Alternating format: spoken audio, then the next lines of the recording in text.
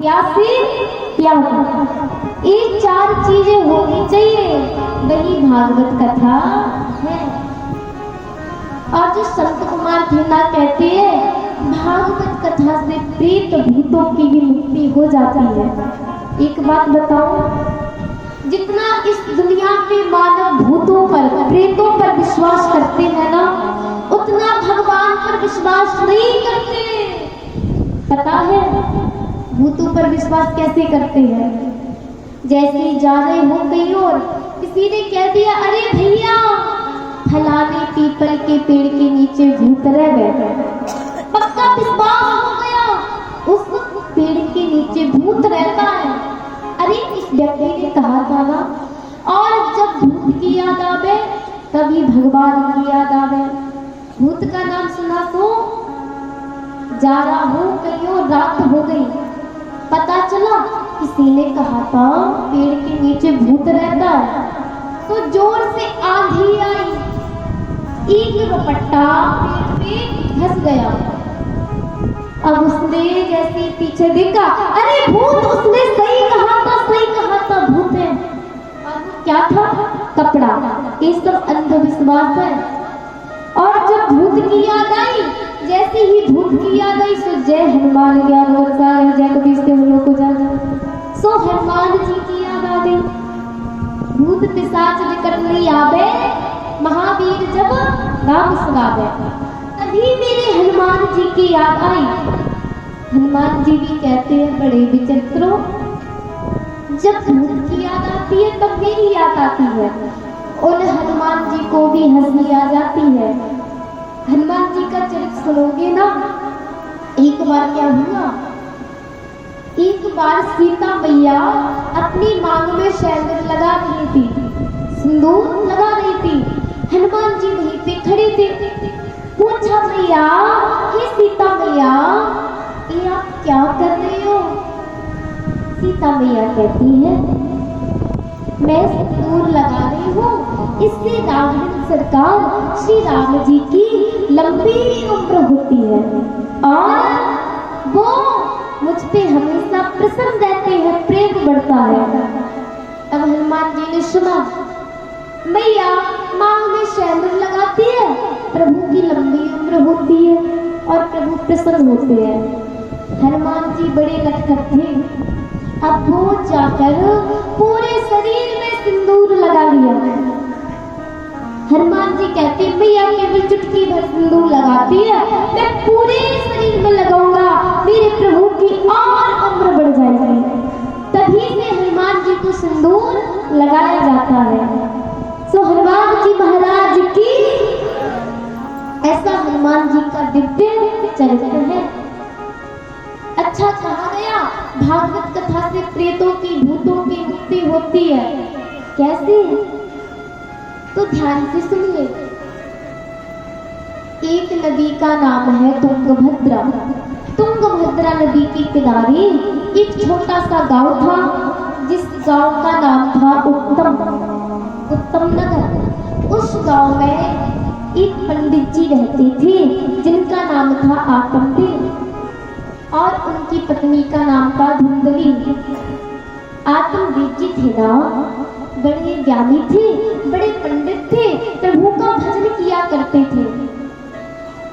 उनकी पत्नी का मन भजन से तो लगता ही नहीं था, बड़ी कपटी थी। और मेरा ठाकुर कहता है, मुझे कपट छल छत्र अच्छा नहीं लगता। गुस्साई तुलसीदास जी लिखते हैं, परमात्मा कहता है, निर्मल मन जन सो मोह पावा,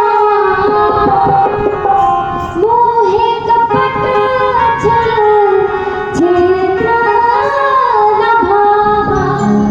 मेरा ठाकुर कहता है, निर्मल मन जन सो मोह पावा, मुझे निर्मल मन का मनुष्य ही पा सकता है, मन में कपट छल क्षेत्र ना हो। काम क्रोध मद लोभ सब नाथ नरक के पंथ। ये काम क्रोध मद लोभ, की ओर नहीं ले जाएगा भैया, काय की ओर ले जाएगा? नरक की ओर। ध्यान से सुनिए, 28 नरक होते हैं। महारौरव रौरव कुंभीपाक। कुंभीपाक नरक कैसा होता है? जो व्यक्ति पाप करता है ना, तेल उबाला जाता है भट्टी पर, और उसी उबले तेल में जो व्यक्ति पाप करता है, झूठ बोलता है, अपने सास ससुर की सेवा नहीं करता, उसी गर्म तेल में उसे डुबोया जाता है, निकाला जाता है। तो इसीलिए प्रेम से कहो राधे राधे, जोर से कहो। अब इधर क्या होगा? जो आत्मदेव जी है ना, उनके यहाँ संतान नहीं है, पुत्र नहीं है।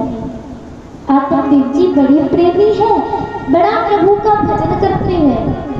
पर एक दिन क्या हुआ? एक दिन उनके घर में जो तुलसी मैया थी ना, वो मुरझा गई, और उनके घर में गैया मैया थी ना, वो बांझ हो गई। एक बात बताओ, प्रत्येक हिंदू की पहचान है। क्या पहचान है? माथे पे तिलक होना चाहिए, सर पे चोटी होनी चाहिए, और प्रत्येक हिंदू के घर में गाय होनी चाहिए, तुलसी मैया का वृक्ष होना चाहिए।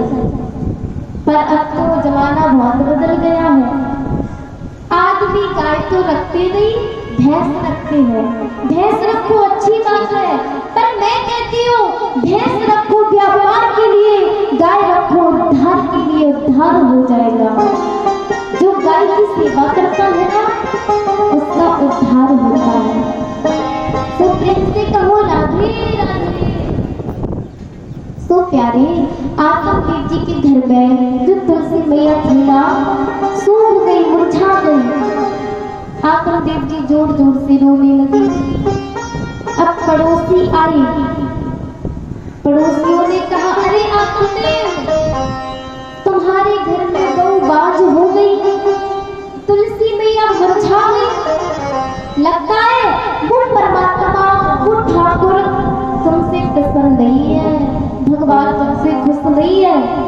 आत्मदेव जी कहते, क्यों? अब पड़ोसियों ने क्या बोल दिया पता है? क्यों खुश नहीं है? तुम्हारे घर में पुत्र नहीं है, बेटा नहीं है, बेटा नहीं है, इसीलिए भगवान खुश नहीं है। अब तो आत्मदेव जी को बहुत बुरी बात लगी, रोने लगे, जंगल में निकल गए, और जंगल में जाकर जोर जोर से रोती है और कहती है, तुलसी बिरबा बाग की सीछत ही मुरझा। अरे मैं उन तुलसी मैया की इतनी पूजा करता हूँ, सेवा करता हूँ, फिर भी वो मुरझा जाती है। हे प्रभु, ऐसी कौन सी गलती हो गई जो आप मुझसे रूठ गए हो? बड़ी सी एक संत निकल रहा था। संत ने पूछा, हे आत्मदेव, क्या हुआ, क्या बात है? आत्मदेव जी जोर जोर से रोने लगे। हे बाबा, हे बाबा, हे बाबा सुनिए, तुलसी बिरबा बाग की सीछत ही मुरझा। हे बाबा, मेरे घर में तुलसी मैया है, उनकी रोज पूजा करता हूँ, फिर भी मुरझा जाती है। मेरे घर में गाय है, वो भी बांझ हो गई। हे बाबा, हे बाबा। पड़ोसी कहते हैं, हे आत्मदेव, तुम्हारे घर में पुत्र नहीं, भगवान तुमसे खुश नहीं। हे प्रभु, मुझे पुत्र चाहिए, मुझे बेटा चाहिए। जैसे ही पुत्रों का नाम साधु ने सुना, साधु जी कहने लगे, अरे आत्मदेव, पागल हो गए हो?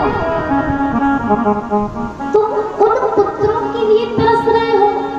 आजकल के पुत्र नहीं होते, पुत्र का पुत्र होते हैं। आजकल के पुत्र माता पिता की सेवा नहीं करते। हे आत्मदेव सुनो, आजकल के बच्चे कैसे होते हैं। गोसाई तुलसीदास जी ने रामायण में लिख दिया, कलयुग के बच्चे कैसे हैं। माता पिता गुरु देव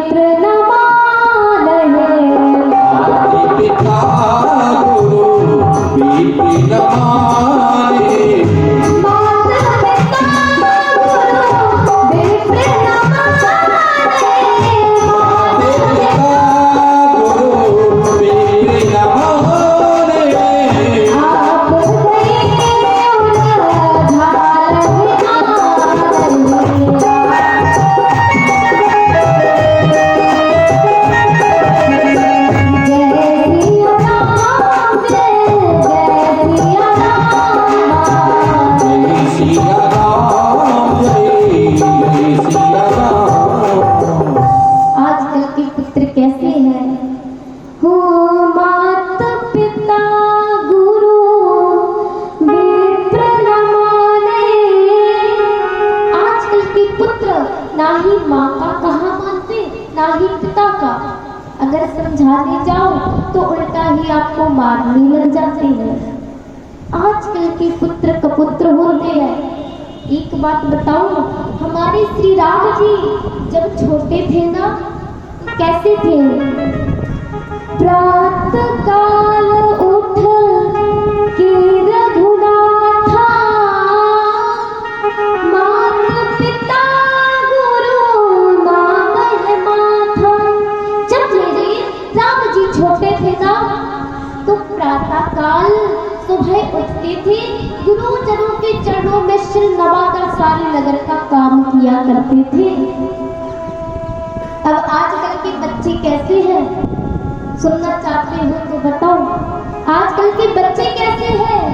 सुनिए, प्रातः काल उठ, आजकल के रघुनाथ उठ के रघुनाथा,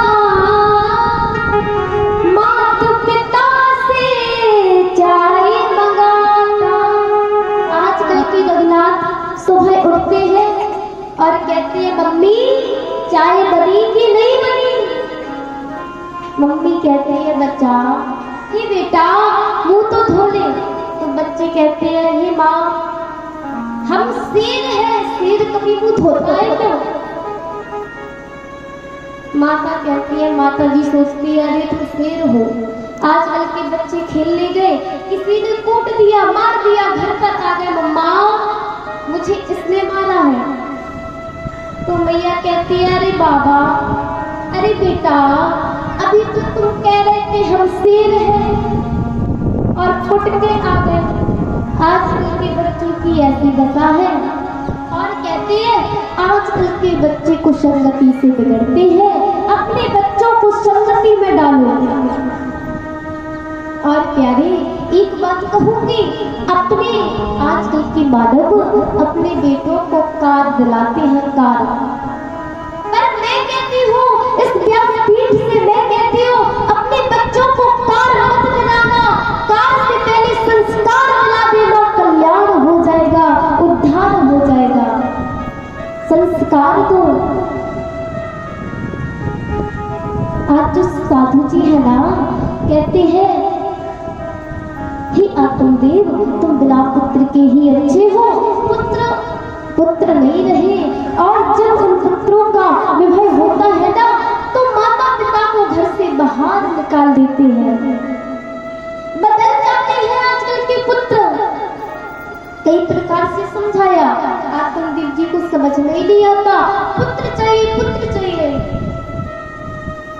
साधु ने कहा सुनो, जब अभी तो तुम्हें पुत्र अच्छा लगेगा, जब उसका विवाह हो जाएगा तो तुम्हें घर से भगा देगा।